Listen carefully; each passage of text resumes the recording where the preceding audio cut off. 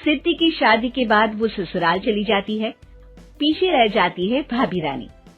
सिद्धि के ससुराल जाते ही भाभी कहती है, अरे वाह जी वाह, सारे कपड़े मेरे।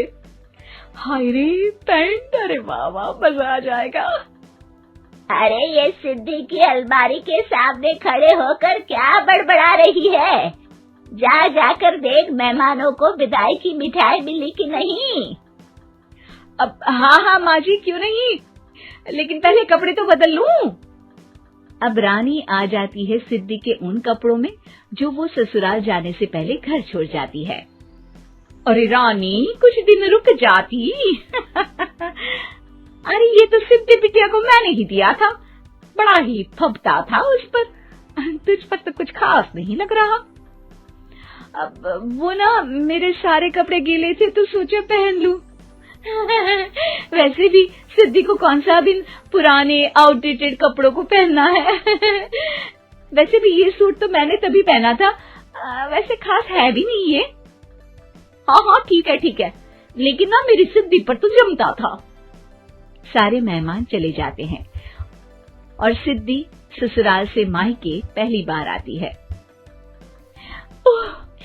अपना घर, अपना कमरा, अपनी अलमारी। ये बोलकर जैसे ही सिद्धि अलमारी खोलती है तो सामने उसके कपड़ों की जगह कुछ और ही रखा होता है। माँ, ओ माँ, जरा कमरे में तो आना। सास और रानी वहां पहुंच जाते हैं। रानी ने पहनी होती है सिद्धि की जींस और टी शर्ट। अरे भाभी, ये क्या?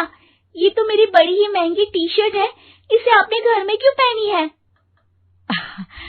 अरे बहुत मिलती है दीदी ये चौक की मार्केट में, 150 में। ओ भाभी प्लीज, ये एरोपोस्टल है, 2000 की एक टी शर्ट। ओह, 2000 में तो दीदी 4 साड़ी आ जाए। अब क्या बोलूं? भाभी, ये मेरी अलमारी में छोटू के कपड़े, तो मेरे कपड़े कहाँ हैं? मेरी अलमारी में? अब दीदी आपको कौन से पुराने कपड़े पहनने थे? माना भाभी, लेकिन मैं जब घर आती तो यही सब पहनती ना। अरे तुम तो बड़ी कंजूस हो दीदी। खैर, वक्त आता है जब सिद्धि ससुराल के लिए रवाना हो रही होती है। अरे रानी, अंदर से सिद्धि का गिफ्ट ले आ, लड़की पहली बार ससुराल से मायके आई है। रानी अंदर जाती है और एक सिंपल सी साड़ी लेकर बाहर आ जाती है। ये लीजिए माँ जी। सास बेटी को गिफ्ट देकर ससुराल भेजती है। अगले दिन रानी एक सुंदर सी साड़ी पहनकर सामने आती है। अरे रानी, ये तो वो साड़ी है जो मैंने सिद्धि को देने के लिए दी थी जब वो ससुराल ले जाती, लेकिन ये तूने कैसे पहन ली? अरे माँ जी, ये साड़ी तो मुझे बहुत पहले से ही पसंद थी, लेकिन चिंता ना करिए, मैंने सिद्धि के लिए भी अच्छी सी साड़ी दी है। हाँ। तभी सिद्धि का फोन आता है। क्या माँ, कुछ अच्छा तो दिया होता ससुराल ले जाने के लिए। अरे पहले दिखा दिया होता। यूं चमकते हुए पैकेट में नौकरानी वाली साड़ी मत दिया करो माँ। अरे बेटे, वो तेरी भाभी ने ना गलती से उससे पैकेट बदल गया। हाँ, मैं कल ही तेरे भाई के हाथ से तेरा वाला पैकेट भेज दूंगी।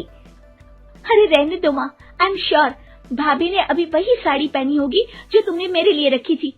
तुम तो समझ नहीं पाई उनको। खैर छोड़ो, मैं ज्यादा बोलती अच्छी नहीं लगती, रहने दो, आपको उन्हीं के साथ रहना है, फिर बात करेंगे। सास को रानी पर गुस्सा आ जाता है। वो उसके कमरे में जाती है जहाँ वो शादी का एल्बम देख रही होती है। रानी, मार्केट जाकर एक ऐसी ही साड़ी लेकर आ, कल प्रतीक जाकर सिद्धि के घर दे आएगा। अरे क्यों माँ जी, कितनी साड़ी देनी है दीदी को? यहाँ कोई सेल लगी है क्या? अरे चुप कर, मेरे बेटी के हिस्से की साड़ी खुद पहन ली, अब ज्यादा ज्ञान बांट रही है। एक दिन सिद्धि का फोन आता है। माँ, मेरी सास ने आप सबको खाने पर बुलाया है।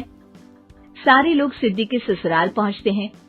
खाना खाकर वो लोग निकल रहे होते हैं कि सिद्धि की सास सभी को गिफ्ट देती है। अरे बहन जी, बेटी के घर का खाना खा लिया, यही बहुत है जो आप ऊपर से गिफ्ट भी दे रही है। अरे बहन जी, आप भी कहाँ इन बातों पर विश्वास कर रही है। सास सभी को गिफ्ट देती है, लेकिन रानी को जो साड़ी देती है वो अजीब सी हरे रंग की लाल रंग के बड़ी छाप वाली होती है। अरे छी, ये कौन पहनेगा? सासू माँ को तो जरी वाली इतनी सुंदर, और मेरे लिए ये नौकरानी वाली। अरे भाभी, दरअसल मैं जब भी घर आती थी आप वापसी में ऐसी ही साड़ी देती थी ना, तो माँ ने सोचा कि आपको आपकी पसंद की ही साड़ी क्यों ना दी जाए। बेचारी रानी, बोलती भी तो क्या। सिद्धि और सास रानी का चेहरा देखकर हंसने लगती है, तो रानी समझ जाती है कि अपने ही बिछाए जाल में वो फंस चुकी है।